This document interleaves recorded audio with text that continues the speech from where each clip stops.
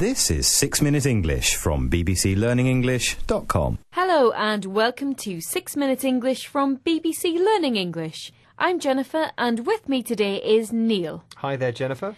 Today's story is about providing protection during the Olympic Games in London. The UK government is going to place missiles at 6 sites around the capital. And it has been controversial. Yes, people have very different opinions about the issue, and they don't shy away from expressing them and arguing.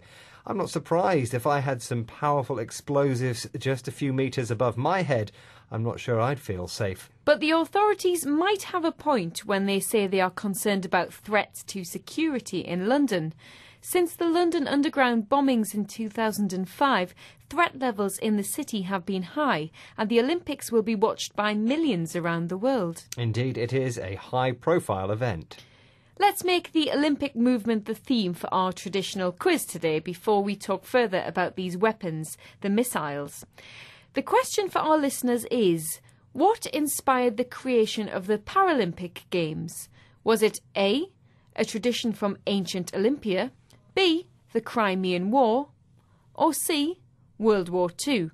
I know this one. The answer is... No, please don't, Neil. I know you know this one, and we have to give our listeners a chance to guess. So this time, you keep quiet. Not easy. I'm bursting to tell everyone, as we've been getting loads of information about these fascinating games here in Britain, but it'll be good to keep the suspense going. And meanwhile, let's get back to our story about the missiles. Listen out for who is particularly unhappy about the missiles. This is a report by the BBC correspondent Rob Broomby. The surface-to-air missiles will be placed at 6 sites around London, including in a public park, and the most controversial on top of a residential tower block. The intention is to boost London's existing air defences and send a signal to the public and would-be plotters that the Olympic sites will be protected. But the residents of the 117 apartments in one affected block say it imposes what they called a high-explosive missile salvo on the roof, which puts their lives at risk. The people who live in a residential tower block. Tall buildings full of apartments were one of the choices to place the weapons. The authorities want to send a signal to the public that they will be protected. The signal sent to me, the message, was not exactly of protection.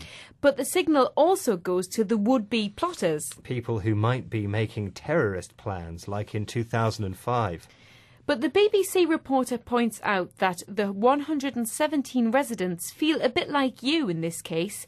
They think that the missiles have been imposed on them and that their presence on their roof could put their lives at risk. It's a government decision. They feel they have no choice in the matter. They feel they can't say, no thanks. And they've got themselves a solicitor.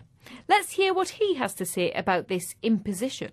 These tenants are not used to having soldiers coming in and out their front door, going up and down their lifts, having soldiers with high-velocity missiles on top of the roof. That really does affect their private life, their family life and their home. That's a fundamental right, and they had a right to be consulted about that before such a move was taken. A person that is a professional specialised in defending people's rights says there's a fundamental right that hasn't been upheld. A right that is basic, one that is part of the most immediate rights a person can have. The right to be consulted about a matter of such importance. They wanted to be asked about that, to have had an opportunity to have their opinion heard. And will they be listened to now? Well, you'll have to listen to the BBC's correspondent Rob Broomby. The Defence Secretary Philip Hammond said the ground-to-air defence systems were just one part of what he called a comprehensive, multi-layered air security plan, intended to both reassure and deter. He said the deployment would go ahead despite objections from what he called a small number of activists. Oh no, it doesn't look like it.